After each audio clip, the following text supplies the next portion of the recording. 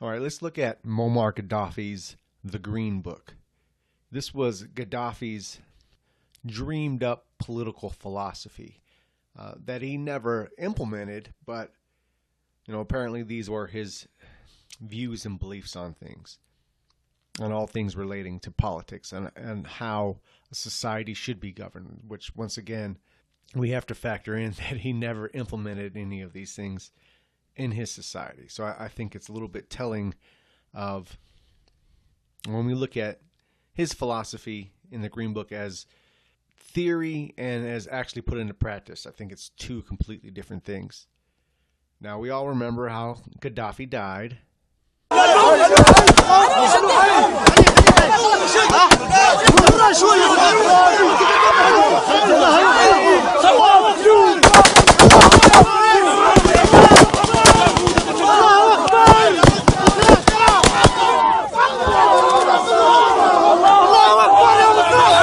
Brutalized, beaten, fucked with a knife at the end. Just a horrible and brutal way to leave the world. And we also remember that murderous bitch who the majority of the people in this country, that is America, wanted to be their president. We remember that murderous bitch and how she cackled about it. We came, we saw, he died. And meanwhile, today Libya is a complete shithole. It's in constant conflict. And it was given over as, the hypocrisy of international finance and through America, as they always are. They proclaim they're saving a country, and they make it worse in the end. And also, they also use the people that they proclaim to us are our biggest enemies of radical Islam, and they use them to... They side with them when needed, and they'll do it right in front of your face, just like they did in Libya. They sided with radical Islam to overthrow Gaddafi, just like they sided with ISIS to overthrow Assad in Syria. So, same old from the usual suspects. And yet still, the majority of this country voted for that murderous bitch. Once again, another argument against democracy. And that alone right there.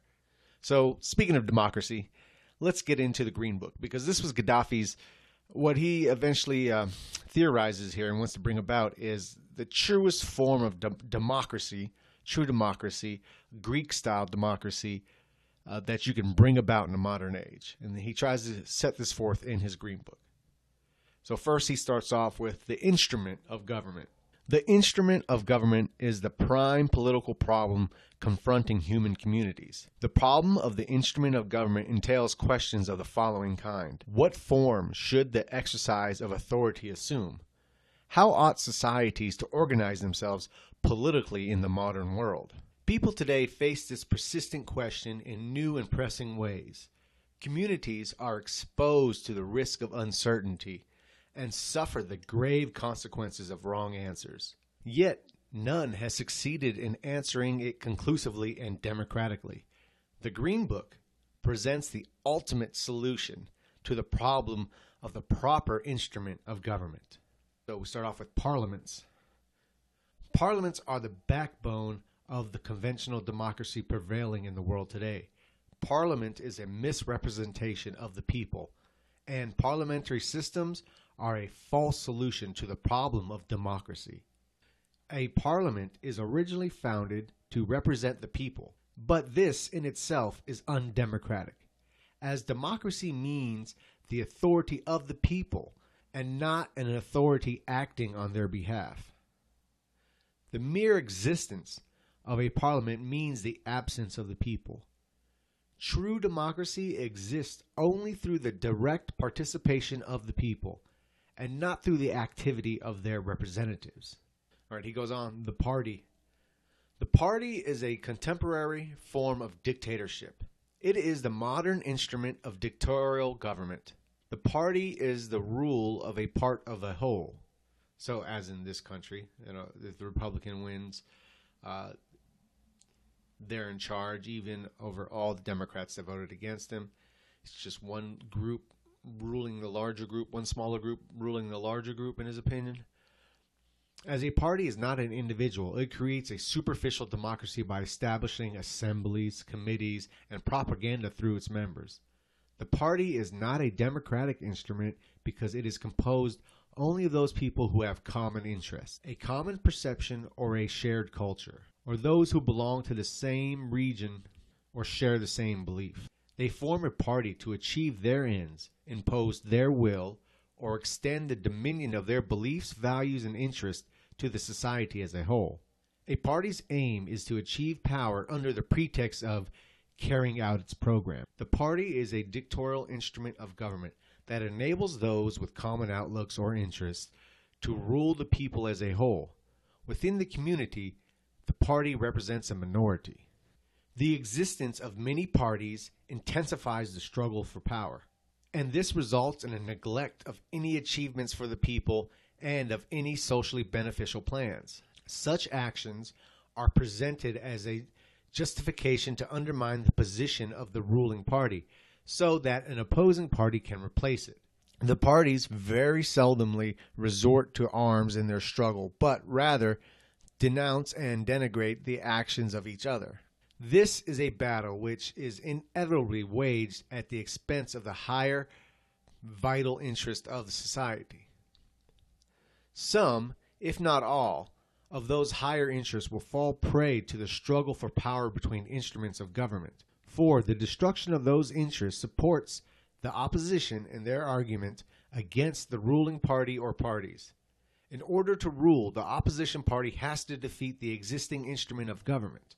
To do so, the opposition must minimize the government's achievements and cast doubts on its plans, even though those plans may be beneficial to society.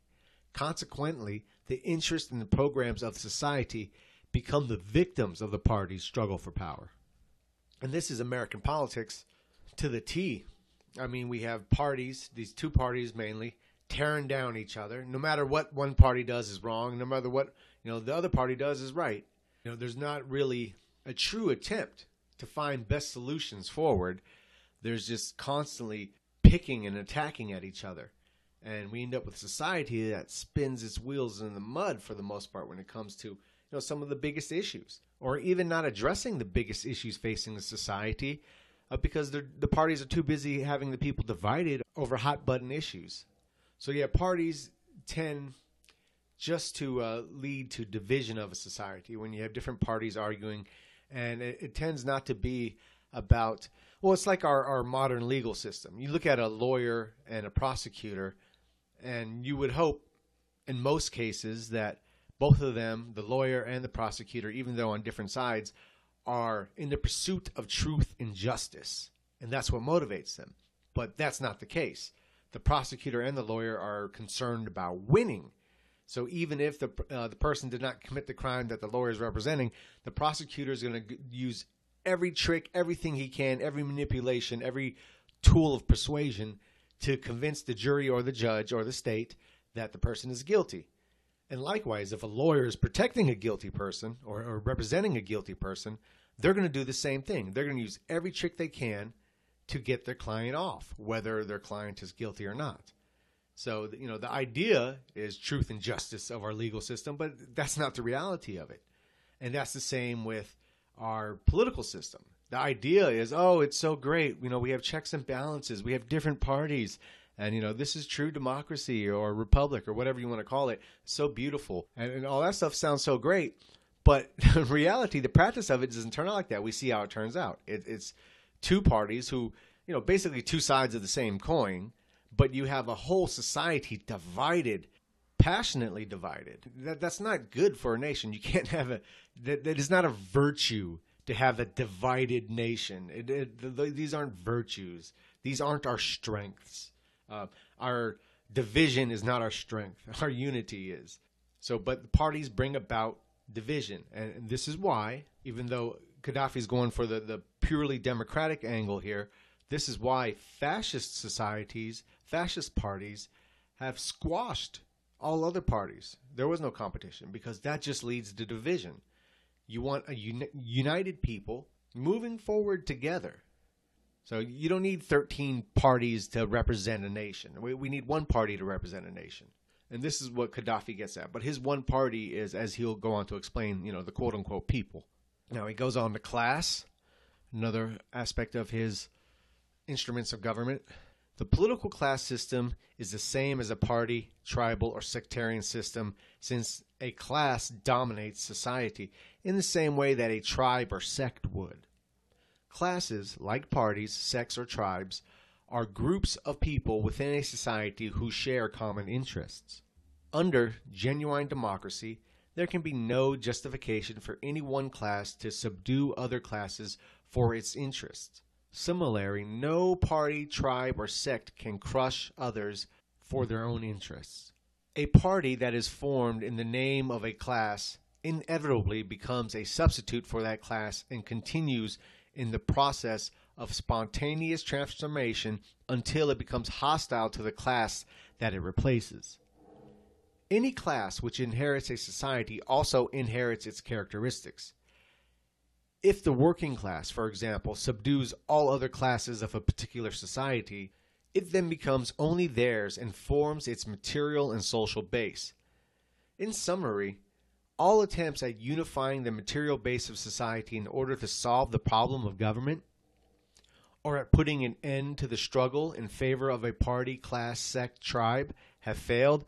All endeavors aimed at appeasing the masses through the election of representatives or through parliaments that have equally failed. To continue such practices would be a waste of time and a mockery of the people. The Green Book presents the ultimate solution to the problem of the instrument of government and indicates for the masses the path upon which they can advance from the age of dictatorship to that of genuine democracy. This new theory is based on the authority of the people, without representation or deputation. It achieves direct democracy in an orderly and effective form. It is superior to the older attempts at direct democracy, which were impractical because they lacked popular organizations at the base levels. Now, what are these popular organizations at base levels that, I guess he's referring to Greek democracy? What are these? What's this perfect solution that he's thought up that changes the whole game? Let's see. They are called the Popular Conferences and People's Committees. He goes on to explain them here. Popular conferences are the only means to achieve popular democracy. Any system of government contrary to this method, the method of popular conferences, is undemocratic. All the prevailing systems of government in the world today will remain undemocratic unless they adopt this method. Popular conferences are the end of the journey of the masses in quest of democracy. So as far as he's concerned, he's reached that mountaintop and he's trying to show the world now. Direct democracy, if put into practice, is indisputably the ideal method of government because it is impossible to gather all people, however small the population, in one place so they can discuss, discern, and decide politics. Nations departed from direct democracy, which became a utopian idea detached from reality. It was replaced by various theories of government, such as representative councils, party coalitions, and plebiscites, all of which isolated the masses and prevented them from managing their political affairs. The Green Book guides the masses to an unprecedented practical system of direct democracy. No two intelligent people can dispute the fact that direct democracy is the ideal, but until now, no practical method for its implementation has been devised. So now he's going to explain exactly what these popular conferences are. First, the people are divided into basic popular conferences. Each basic popular conference chooses its secretariat. The secretariats of all popular conferences together form non-basic popular conferences. Subsequently, the masses of the basic popular conferences select administrative people's committees to replace government administration. All public institutions are run by people's committees, which will be accountable to the basic popular conferences, which dictate the policy and supervise its execution. So, in case you didn't catch that, what they're going to do to get rid of parties, politicians, classes, is do the exact same thing that we do in this democratic republic, but call it different names. Instead of, the Republican Party, we're going to have the People's Committees. The cognitive dissonance in this whole political work is astounding, and hence why he never put it to practice. I mean, I believe he wrote this book sometime in the 80s, and he ruled up until he was murdered, and of course he never put any of this into practice. The secretaries of the popular conferences together form the non-basic popular conferences. So they're going to gather all these people and into these conferences, and there's going to be a bunch of them because you need, just like you have districts, you're going to need a lot of different, popular conferences. And so they're going to gather and they're going to select people to represent them to the next step, which goes to the higher step. So if it sounds very similar to what goes on in a democratic republic, it's because it is. Okay, but he continues on. Thus, both the administration and the supervision become the people's, and the outdated definition of democracy is the supervision of the government by the people, becomes obsolete. It will be replaced by the true definition. Democracy is the supervision of the people by the people. All citizens who are members of these popular conferences belong, vocationally and functionally, to various sectors and have therefore to form themselves into their own professional popular conferences, in addition to being, by virtue of citizenship, members of the basic popular conferences or the people's committees. So these are your districts. Subjects dealt with by popular conferences and people's committees will eventually take their final shape in the General People's Congress, which belongs together the secretariats of the popular conferences. So the people you elected in your district are going to go to this larger area to go haggle the law. Popular conferences and people's committees.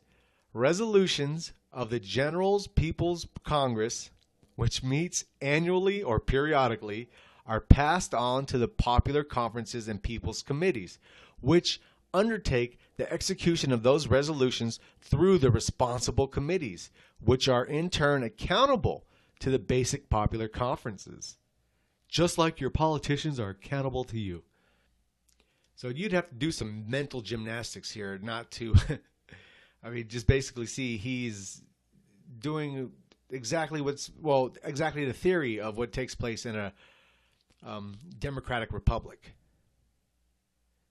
You gather people from your area and you get elected, you vote, just like he says, you vote on a representative, you pick one out, and then, of course they have their town halls and you go complain to them, and they go on to Washington and et cetera, they're supposed to represent you. We all know how the theory goes in practice, right? And we all know how the theory goes, and we all know how the practice in reality differs from the theory.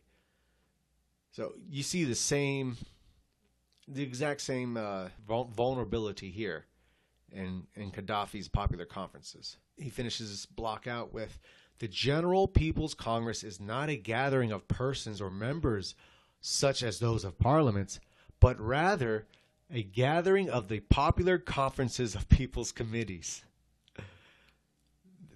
He has to be trolling people with this. Thus, the problem of the instrument of government is naturally solved, and all dictatorial instruments disappear. The people become instruments of the government, and the dilemma of democracy in the world is conclusively solved. I don't want to attack or mock too much of this, because this is more for informational purposes for people that look into Gaddafi and what his Green Book was about and wanted to see a video on it instead of actually going out and reading it. But it is comical. It is comical at times. And once again, this is why he didn't implement any of this stuff. And that is not to say there's not valid points within his Green Books and good ideas and etc. And especially good intentions. But once again, in theory and in practice, in thought and in action are complete different worlds. So let's go into the law of society now, where he speaks about law. Law represents the other problem, Parallel to that of the instrument of government, which has not been resolved, although it was dealt with in different periods of history, the problem still persists today. For a committee or an assembly to be empowered to draft the law of society is both invalid and undemocratic. It is also invalid and undemocratic for the law of society to be abrogated or amended by individuals, a committee, or an assembly. What then is a law of society? Who drafts it? And what is its relevance to democracy? The natural law of any society is grounded in either tradition, custom, or religion. Any other attempt to draft law outside of these two sources is invalid and illogical. Constitutions cannot be considered the law of society. A constitution is fundamentally a man-made, positive law and lacks the natural source from which it must derive its justification. So he's saying your law should represent your traditions as a people, which means different laws for different nations, not a bunch of lawyers and bureaucrats, sitting around figuring out what's illegal and what's not illegal. This, as he's referring to in constitutions, are man-made and not natural sources of law, of justice. The problem of freedom in the modern age is that constitutions have become the law of societies. These constitutions are based solely on the premises of the instruments of dictatorial rule prevailing in the world today, ranging from the individual to the party. The laws of the dictatorial instruments of government have replaced the natural laws, i.e., positive law, has replaced natural law. The abrogation of natural laws from human society and their replacement by conventional laws is the fundamental danger that threatens freedom. Any ruling system must be subservient to the natural laws, not the reverse. The fundamental law of society must not be subject to historical drafting or composition. Its importance lies in being the decisive criterion in light of which truth and falsehood, right and wrong, and individual rights and duties can be judged. Freedom is threatened unless society adheres to a sacred law with established rules that are not subject to alteration or change by any instrument of government. The catalogs of man-made laws emanating from man-made constitutions are fraught with physical penalties directed against human beings, while tradition contains few such measures. Tradition lays down moral, non-physical penalties that conform to the intrinsic nature of humanity. Religion contains tradition and absorbs it, and tradition is a manifestation of a natural life of the people. Its teachings comprise basic social guidelines and answers to the fundamental questions of existence. So this is true natural law. It's what your ancestors.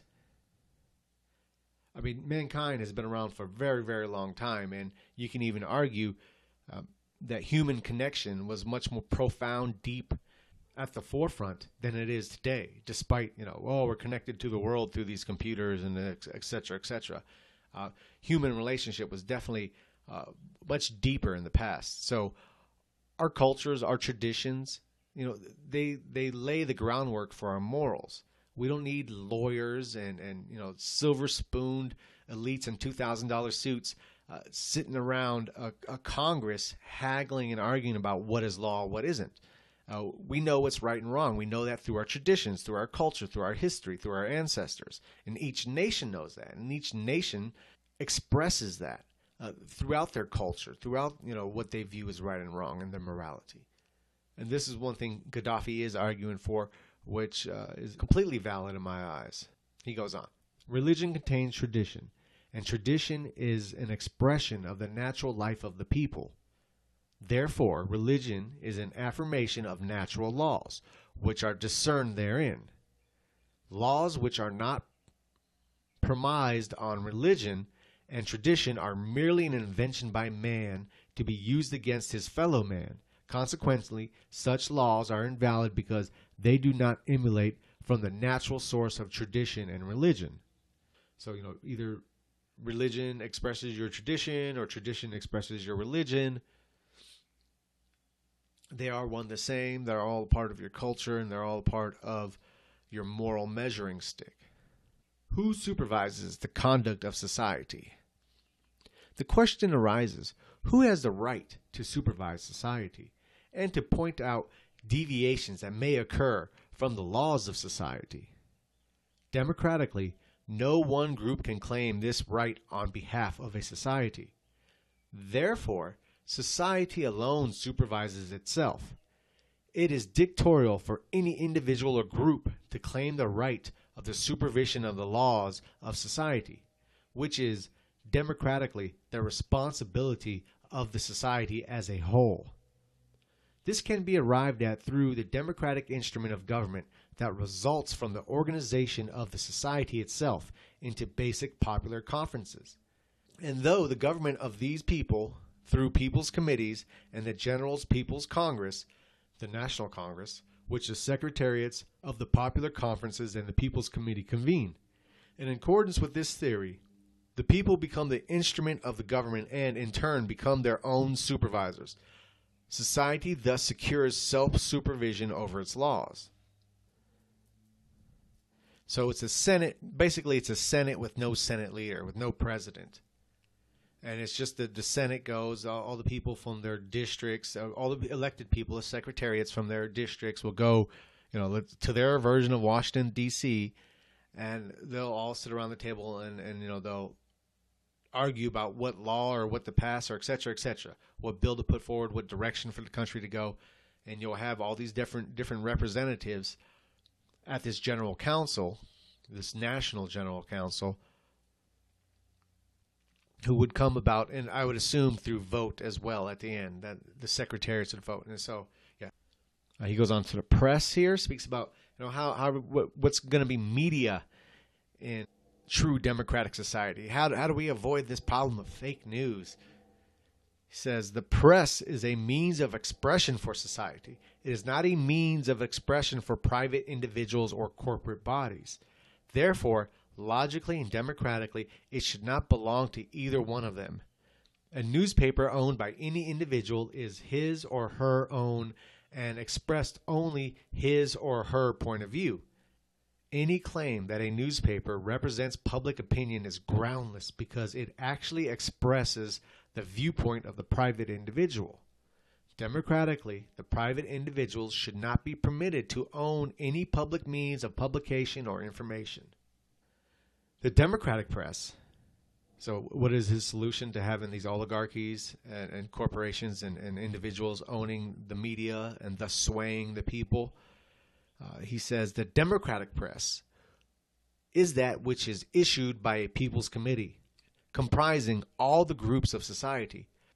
Only in this case, and not otherwise, will the press or any other information medium be democratic, expressing the viewpoints of the whole society and representing all its groups.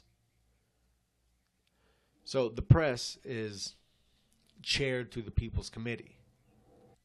How that gets put into practice, I have no idea. He doesn't go into detail too much of how you can realistically make that come about.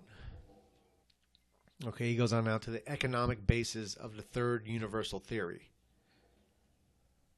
Wage earners are but slaves to the masters who hire them. They are temporary slaves, and their slavery lasts as long as they work for wages from employers, be they individuals or the state.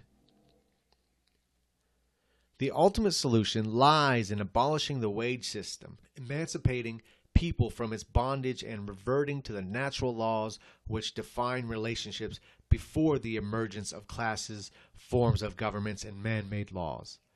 These natural rules are the only measures that ought to govern human relations. These natural rules have produced natural socialism based on equality among the components of economic production, and have maintained public consumption almost equal to the natural production amongst individuals. If we analyze the factors of economic production from the ancient times to present, we always find that they essentially consist of certain basic production components, i.e., raw materials, means of production, and a producer. The natural rule of equality requires that there's no natural rule of equality to begin with, but okay, the natural rule of equality requires that each of these components receives a share of this production. Because production cannot be achieved without the essential role of each of these components, it has to be equally divided amongst them. The preponderance of one of them contravenes the natural rule of equality and becomes an encroachment upon the other's rights. Thus, each must be awarded an equal share, regardless of the number of components in the process of production. If the components are 2, each receives half the production. If 3, then 1/3.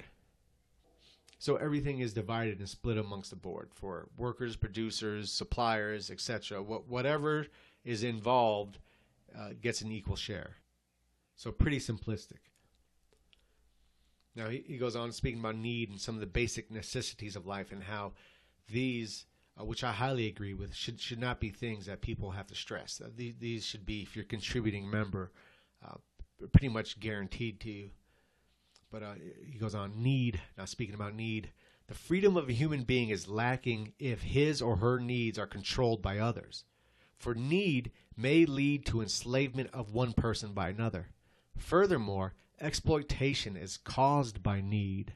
Need is an intrinsic problem, and conflict is initiated by the control of one's needs by another. So he goes on to what these needs are now in the modern world.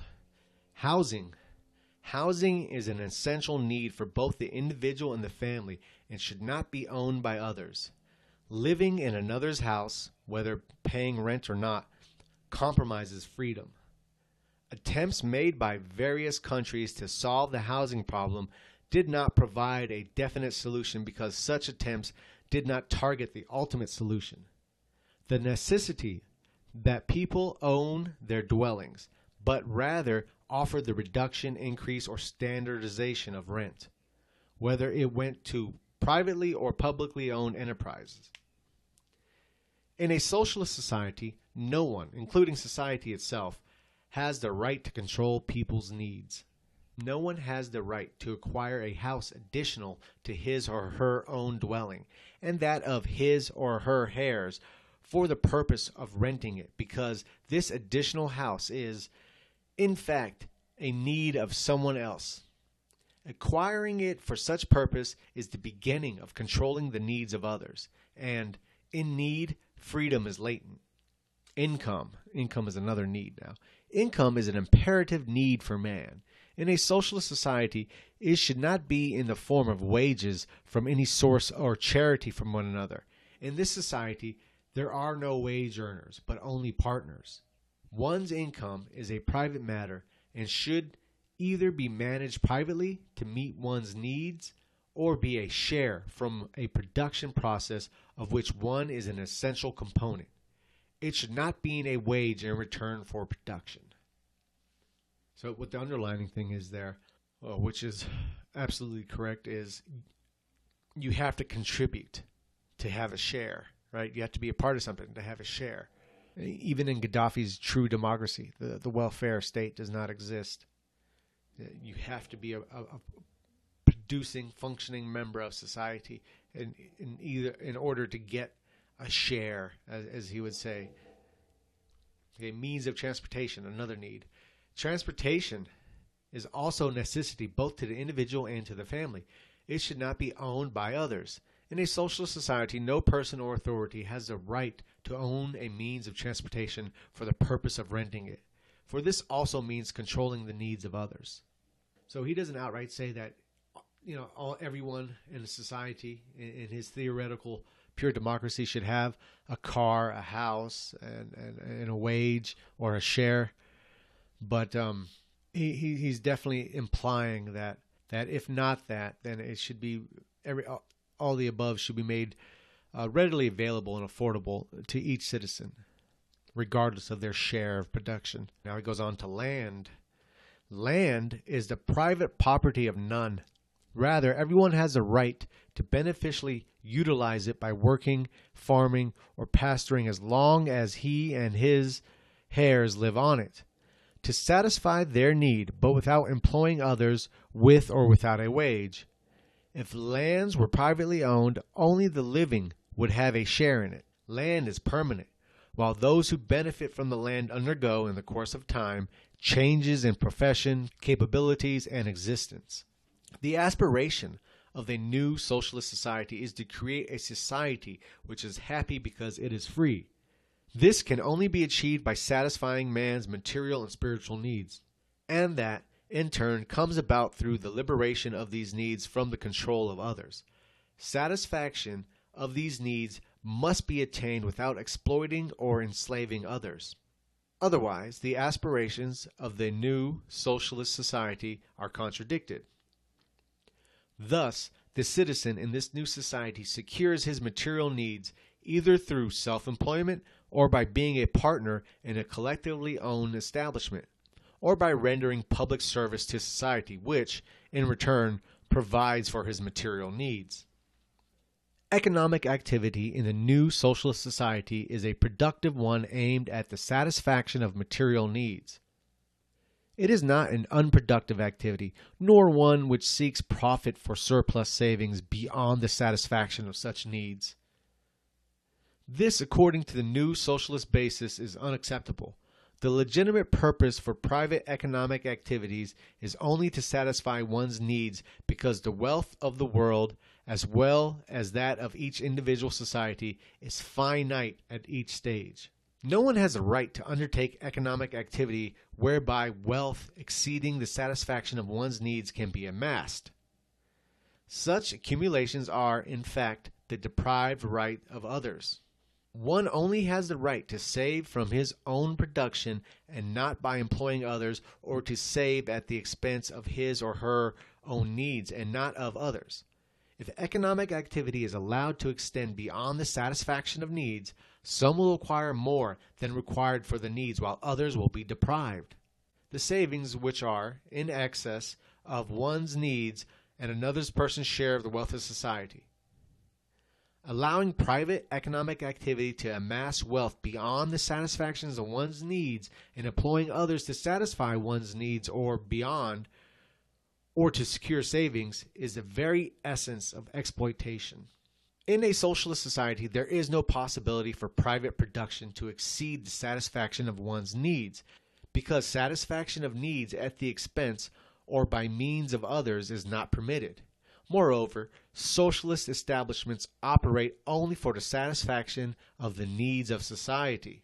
Accordingly, the third example demonstrates the sound basis of its economic production.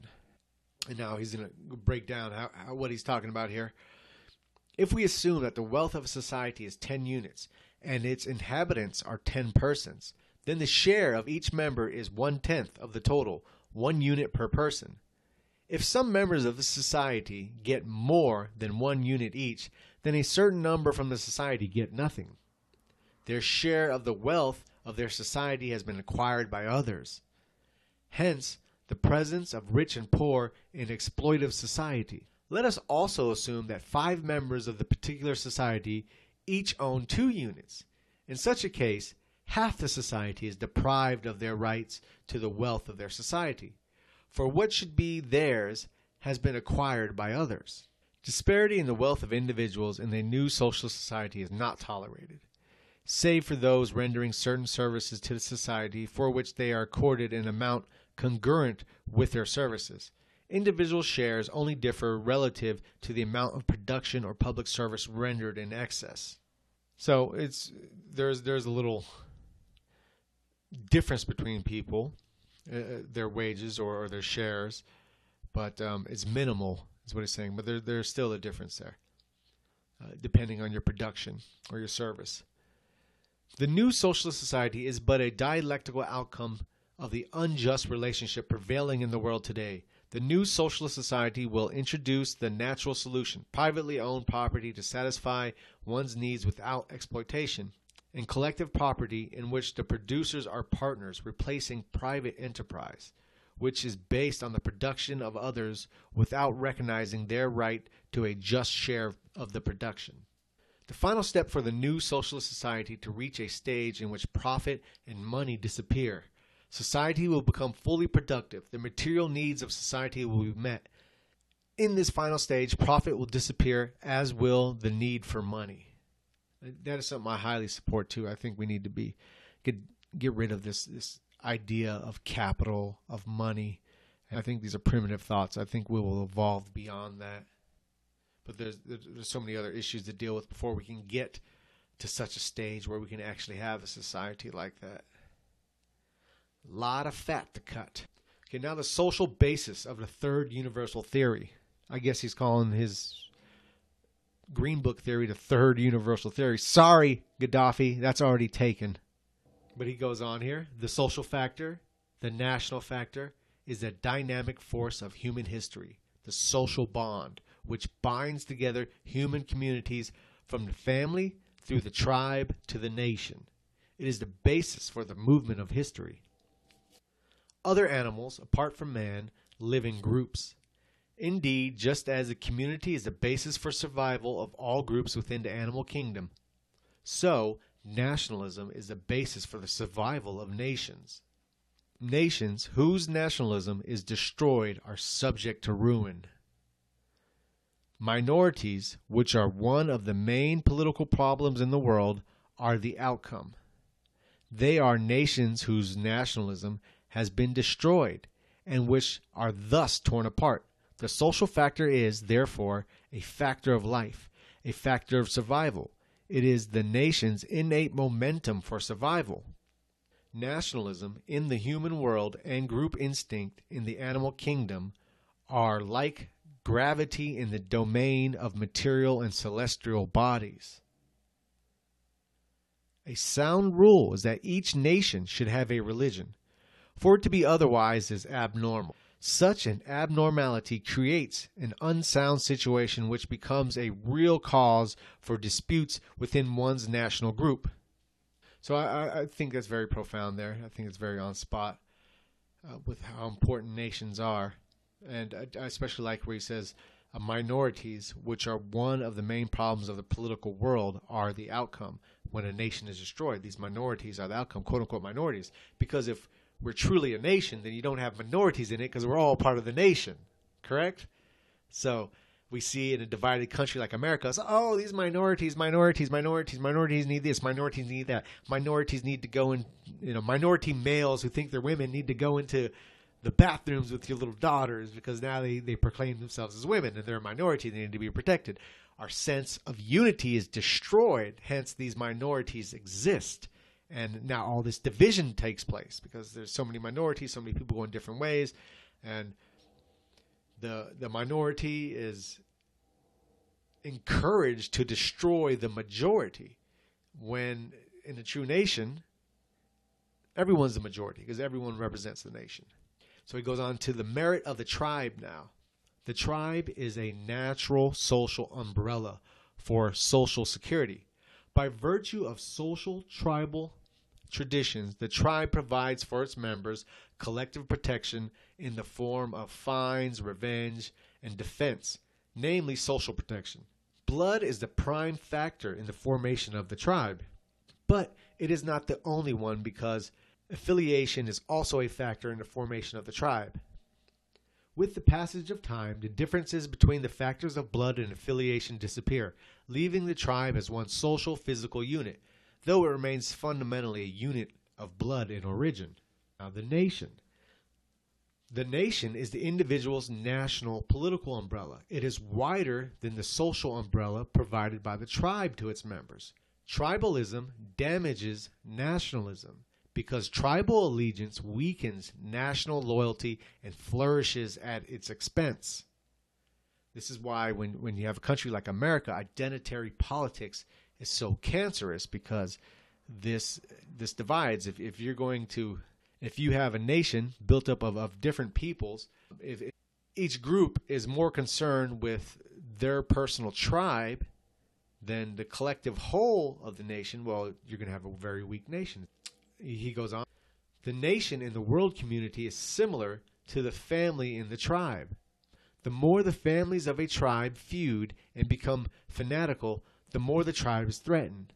The family is threatened when its individual members feud and pursue only their personal interest.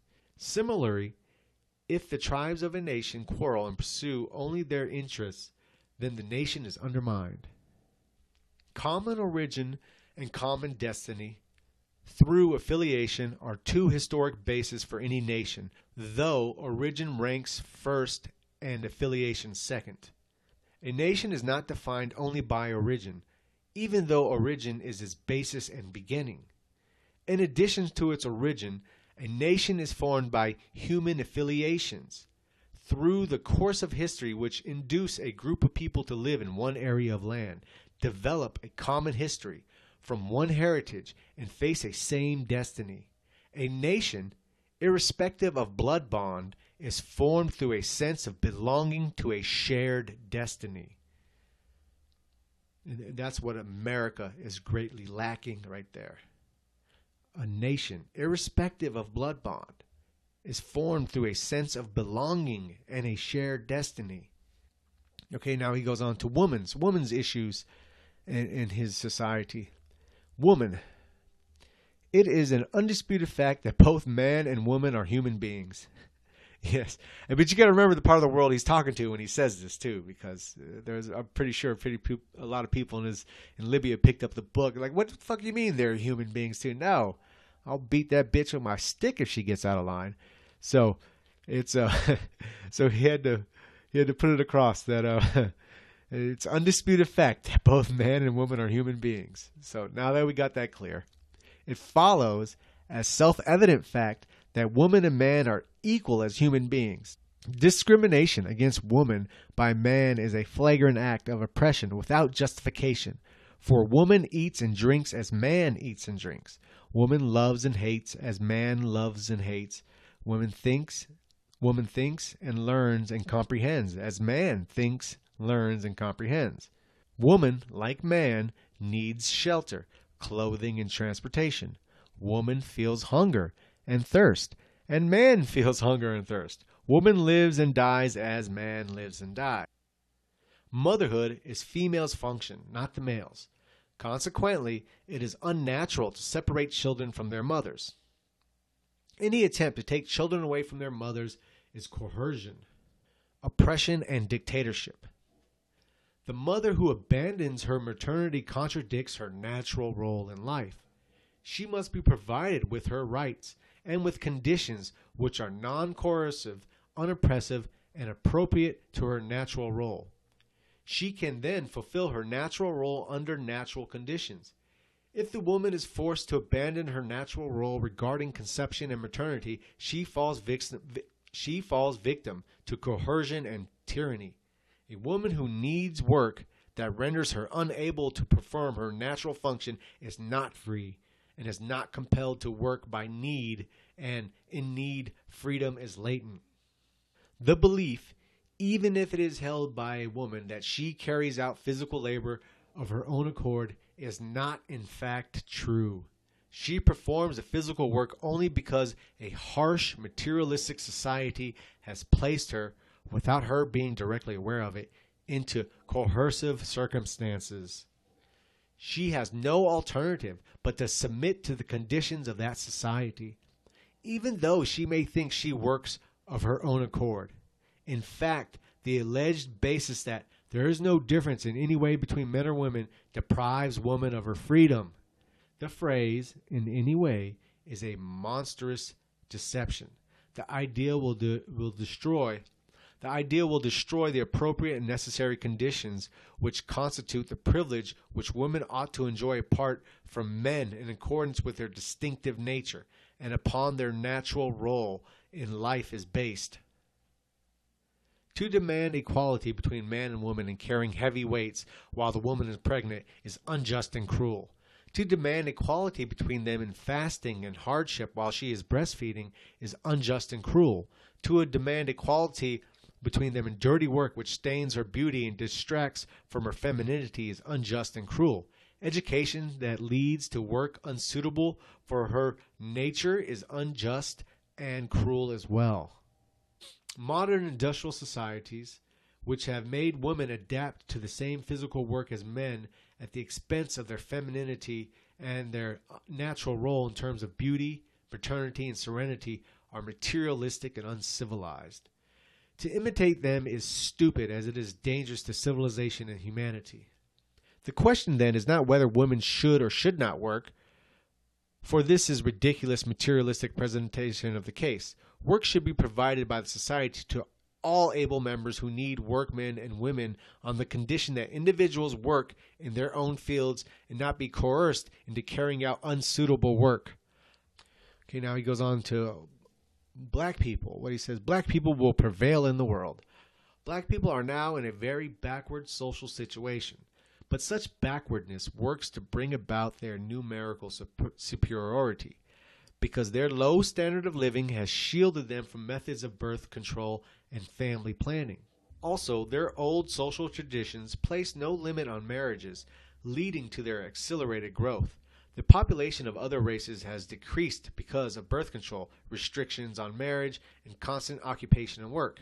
Unlike blacks, who tend to be less obsessive about work in a climate which is continuously hot. Where, you got to remember, he's in North Africa himself, or he was at least, and he's just looking at the numerical explosion of Africans, and he's looking, well, there's no way you're going to stop this. Eventually there's going to be nothing but black people in Libya and wherever else he's referring to. Okay, lastly, he ends on education. To force a human being to learn according to a set curriculum is a dictatorial act. To impose certain subjects upon people is also a dictatorial act. State-controlled and standardized education is, in fact, a forced stultification of the masses. All governments which set courses of education in terms of formal curricula and force people to learn those courses coerce their citizens.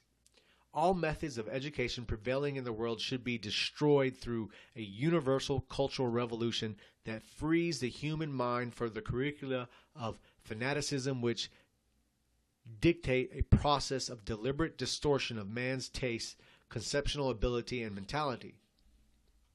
This does not mean that schools are to be closed and that people should turn their backs on education, as it may seem to superficial readers. On the contrary, it means that society should provide all types of education, giving people the chance to choose freely any subjects they wish to learn.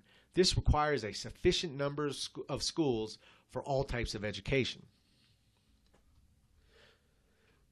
So a truly more diversified educational system where you have a lot more options and a lot less of, as school is today, you're forced certain courses. You even go to college and you're forced to get certain credits, whether you have any interest in them at all or whether they're going anywhere, whether they have anything to do with your major or what you plan on doing in life. You're forced to do this, and that just makes no damn sense. Well, it makes sense when you look at it from a business aspect, of course. They want you to buy the books and pay for the credits and et cetera, et cetera. So from a money, making scheme, a pyramid scheme, it makes sense. But it's when you look at it for practical, it makes no damn sense to force you to take all these unnecessary classes. So he is advocating a whole reform to the educational system, which is desperately needed in this country as well. So that's the basic premise of Gaddafi's Green Book. So once again, it was written 1975. It was the actual date it was published. So despite it never coming to fruition, you can at least see his intentions were good in creating this political philosophy, looking for an angle to get to what he considered, to be the most purely democratic situation you can get in a country. So despite whatever fallacies and contradictions and just aspects that never came to fruition of the book exist, it was still at least an attempt for a different solution or a voice for a different solution than what was existing at the time. And we see a lot of what he's speaking about as far as the negative aspects of modern democracy have still are the same, or if not worse, today than they were in 1975 when he wrote this. So, no matter what you think about his politics, Gaddafi was definitely murdered and assassinated by the pursuit of internationalism, and more specifically by, unfortunately, the help of NATO and Americans. once again, just throwing people, murdering and assassinating people and leaders of countries whenever they disagree or want them out, and fermenting revolution in their countries. But that is our American exceptionalism at work. And once again, the best case against democracy is the majority of this country voted for that cackling, murderous bitch that is known as Hillary Clinton. So it's a short read. It's always good to read different political theories out there, just to sharpen your own. So I would definitely, if you have the time, check out Gaddafi's Green Book.